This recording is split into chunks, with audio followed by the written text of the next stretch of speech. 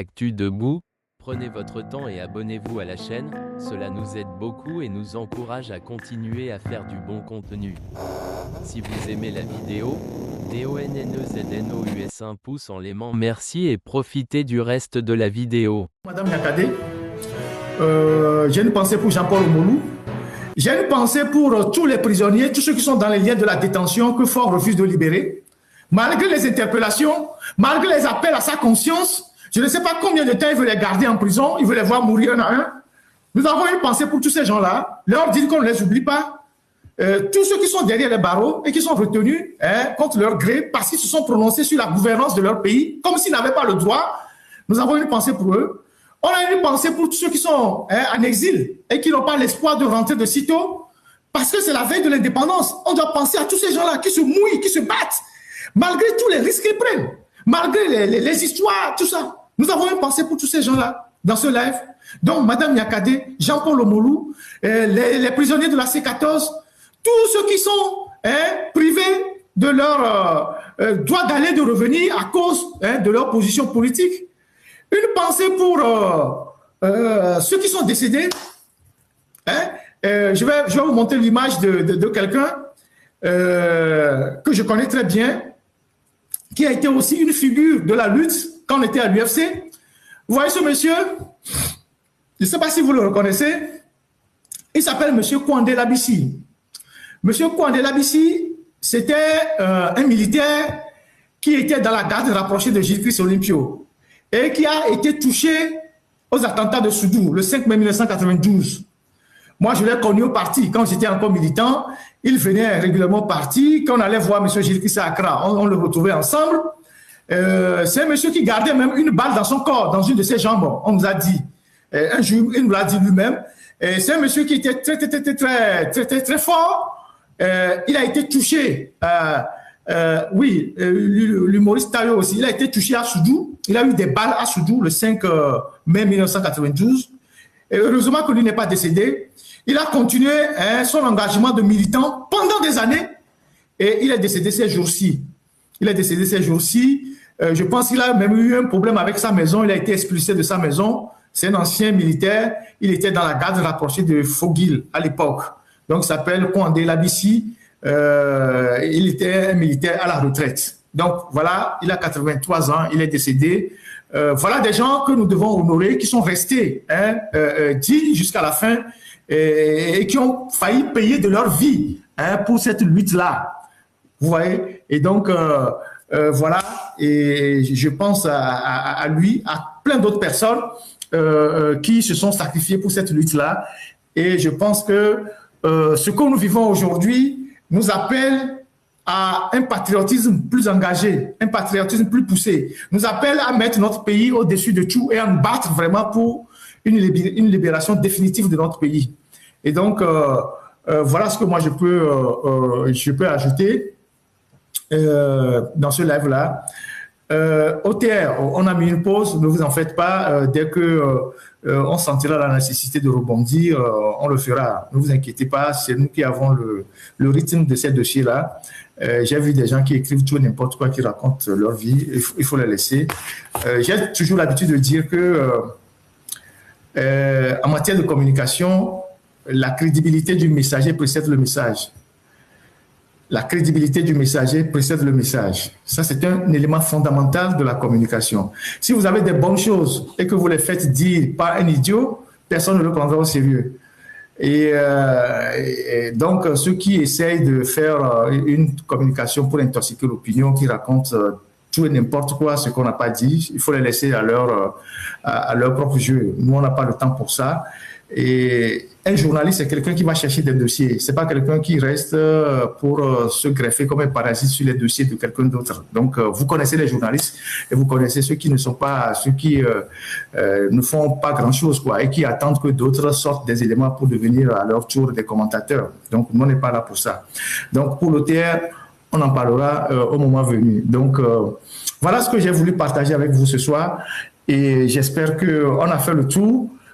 Malgré tout, je vous souhaite quand même une bonne fête de l'indépendance en mémoire à nos grands-parents qui ont fait cette lutte-là.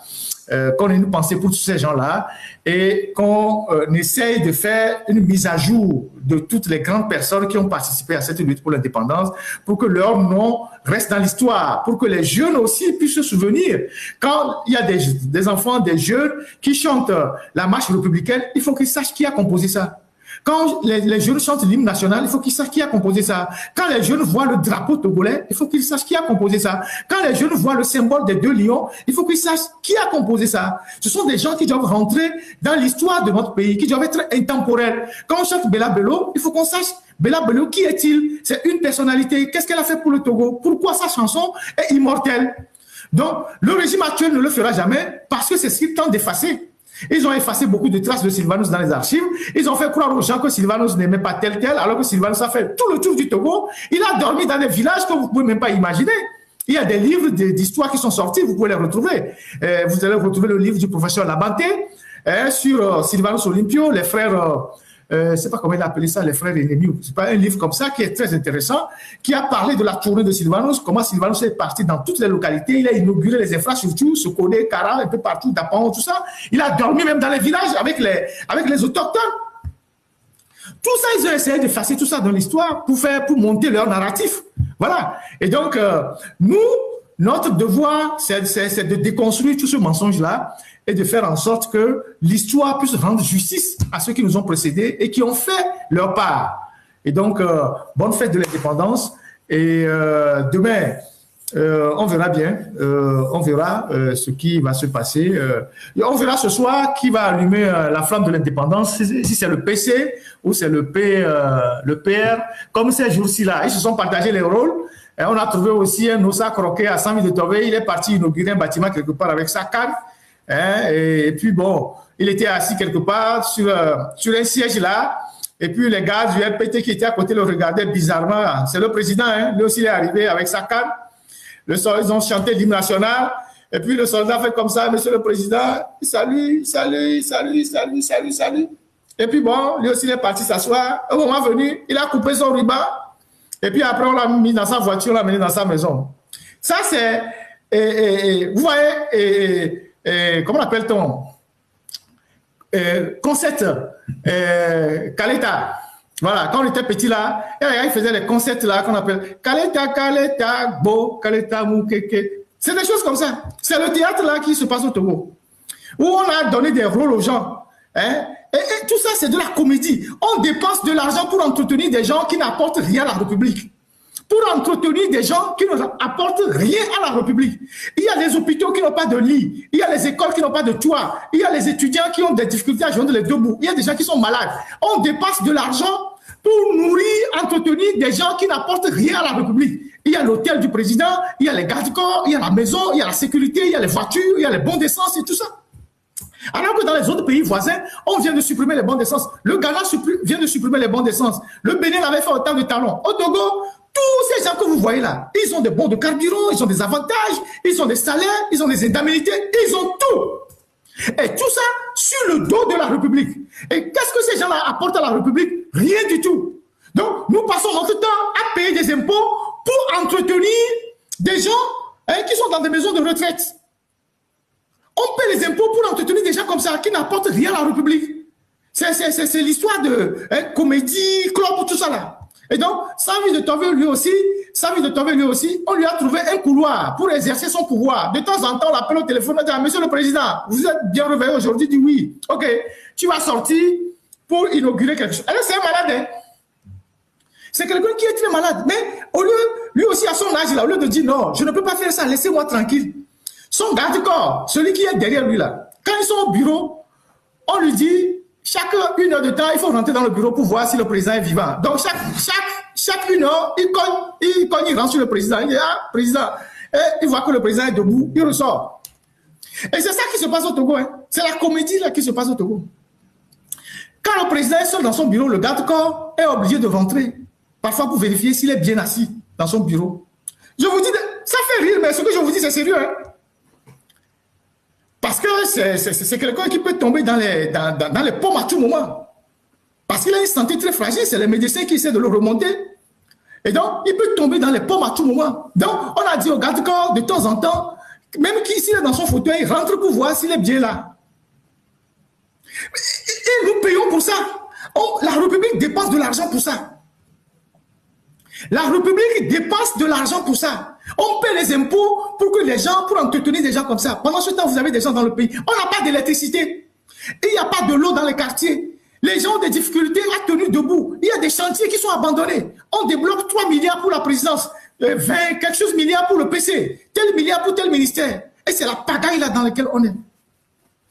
Fort allé à Kara hier, il est rentré, il est allé à Kara pour les inaugurations. Il est rentré hier, vous savez comment? Toujours avec son avion, mais l'avion était suivi par l'hélicoptère. Vous savez ce que ça coûte à la République? C'est-à-dire, il est rentré à Lomé avec l'avion. Derrière l'avion, il y avait l'hélicoptère qui le suivait. Vous savez ce que ça coûte à la République? Toutes ces dépenses-là, en kérosène, en entretien de l'hélicoptère, de l'avion. Donc, lui, il a l'avion qui est en haut et l'hélicoptère est derrière l'avion. Je ne sais pas si Donald Trump même se déplace comme ça. Et ça ne dit rien à personne. Les gens ont faim. Les gens ont faim dans les villages. Demain, ils vont donner un peu de boissons à boire aux soldats qui vont faire le défilé. Ils vont leur donner un peu de quoi. Le 1er mai aussi arrive. Ils vont donner des petits trucs aux gens. Et puis les gens vont danser. Et puis ça va s'arrêter là. Le pays s'enfonce tous les jours. Tous ceux qui m'appellent, qui m'envoient des messages, disent Ferdinand, il doit banquer que tout le pays est à terre. Il faut faire quelque chose. Il faut dénoncer. La dénonciation ne suffira plus. Le pays est en train de s'enfoncer tous les jours. La dénonciation ne suffira plus. À un moment donné, il faut que des secteurs organisés prennent leurs responsabilités. La dénonciation ne suffira plus. La dénonciation ne suffira plus. Tout est à terre. Le domaine des opérateurs économiques, tout le monde se plaint. Tout le monde se plaint. Là maintenant, c'est l'électricité. Il n'y a plus d'électricité. Donc, tous ceux qui font des travaux qui dépendent directement de l'électricité, les produits carrés, les coiffeuses, les coiffeurs, les bureautiques, les petits commerçants, tous ces gens-là, c'est à l'arrêt. Voilà. Oti là-bas, regarde. Et nous, mairie là-bas, impôt. Amène là-bas, taxe. Amène là-bas, mairie là-bas, taxe. C'est les gens survivent au Togo. Les gens survivent au Togo.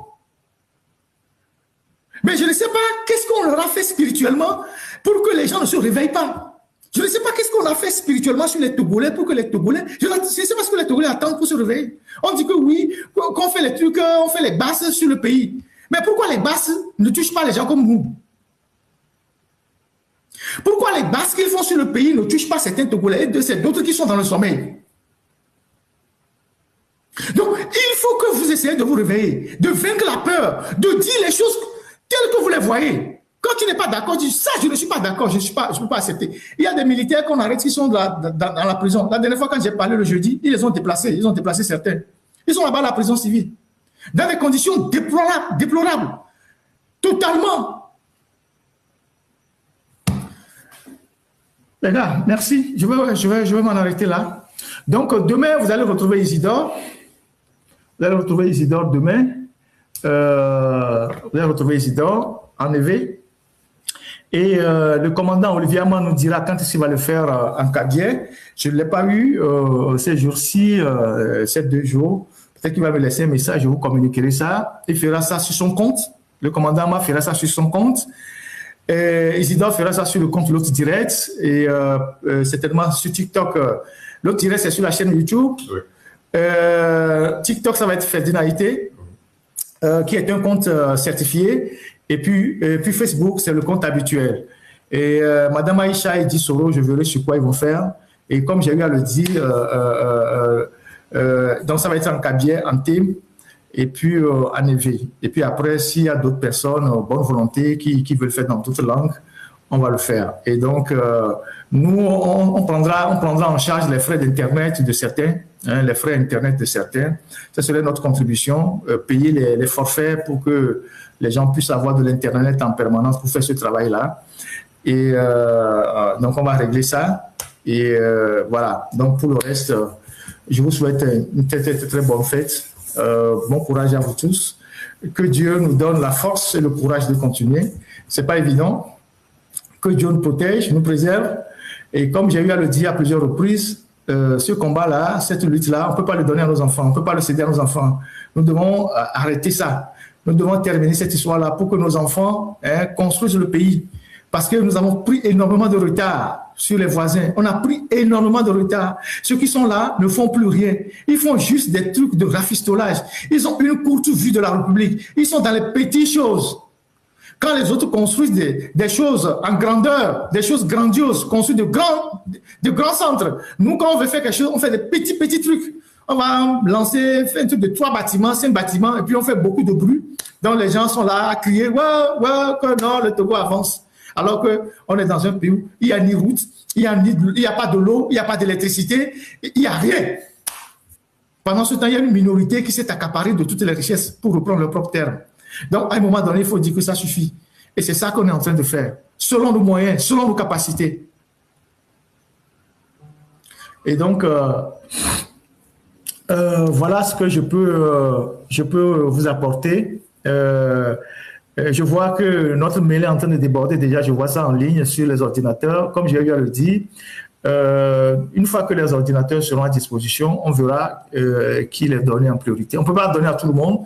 Certains seront obligés d'attendre parce que, voilà, on donnera ça à ceux qui sont les plus nécessiteux.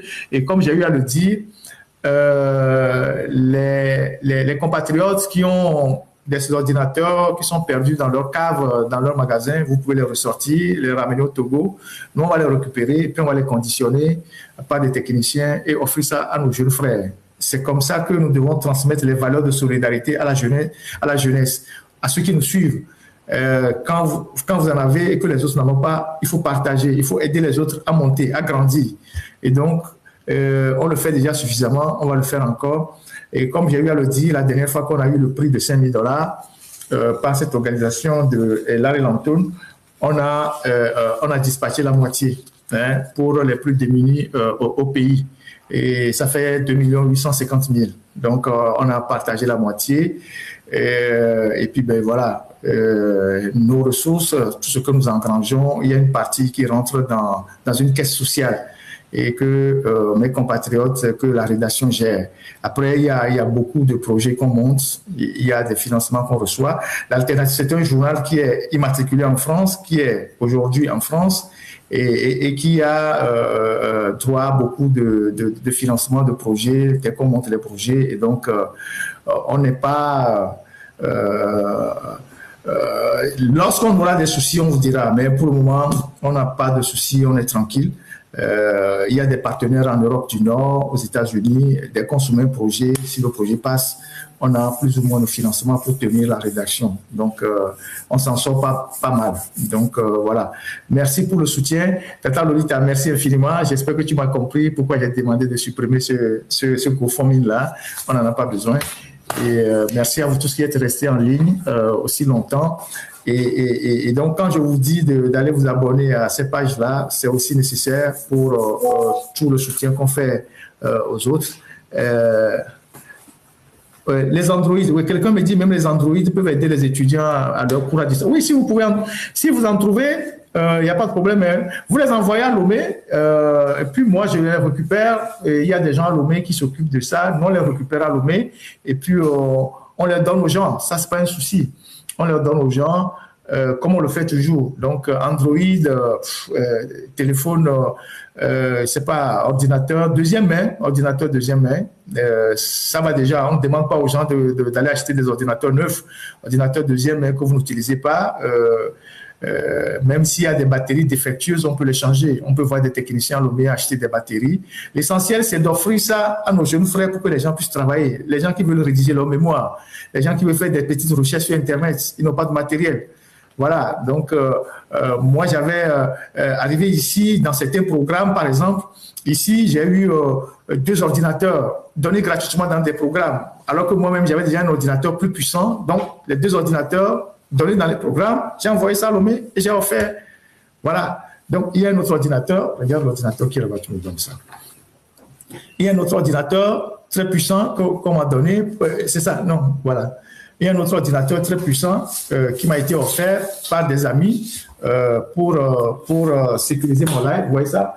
C'est un ordinateur très puissant, hein, conditionné spécialement par des experts en cybersécurité pour pour faire des lives à partir de mon studio. Donc, ça ne me sert pas pour le moment. Si demain, je trouve qu'il faut envoyer ça au pays, parce que l'ordinateur que j'utilise actuellement pour faire le live, c'est un ordinateur très puissant à écran tactile, donc je préfère l'avoir. Et ça, c'est un ordinateur de très puissant. Donc, si je vois quelqu'un qui rentre, je l'envoie et puis je l'offre. Ça, c'est pas un souci. Donc, il y a des cas comme ça, il y a plein de cas comme ça. Et donc, quand il y a des choses comme ça qui arrivent, on les convoie au pays et puis on les offre aux gens qui sont nécessaires. C'est en cela que nous sommes utiles. C'est comme ça que nous pouvons être utiles aux autres. C'est pas, si nous critiquons ceux qui gouvernent, nous critiquons ceux qui ne font pas bien, il faut que nous essayons d'être des modèles. Pour qu'on ne soit pas dans la critique permanente, la critique inutile, la critique improductive. Il faut qu'on essaye d'être des modèles pour les autres. À dire, Ferdinand, c'est quelqu'un... il y a tellement de gens à Lobé que, bon, je ne veux mettre personne en insécurité. Donc, toutes ces choses-là, on le fait dans l'anonymat et beaucoup de gens savent ce que je leur fais, et selon les moyens que j'ai. Donc, voilà. Donc, merci à vous. Et on reste en contact. Demain à 20h, vous allez prendre Isidore qui vous fera le live en EV et je ferai avec le commandant Kabier et les autres. Passez une très, très, très bonne soirée. Bonne fête de l'indépendance malgré tout. Chantons Déniban, chantons la marche républicaine, réjouissons-nous par rapport à nos ancêtres, c'est eux seuls que nous portons dans la mémoire pour notre pays. Prenons de nouveaux engagements plutôt, pour que notre pays soit vraiment libéré de ces gens-là qui ne nous apportent plus absolument rien. Ils ont fait ce qu'ils pouvaient faire. Ils sont au bord ils sont à leur limite. Ils ne peuvent plus rien faire. Madame Niakate l'a dit. Et je vais terminer avec la chanson à l'honneur de Madame Niakate. Merci à la technique.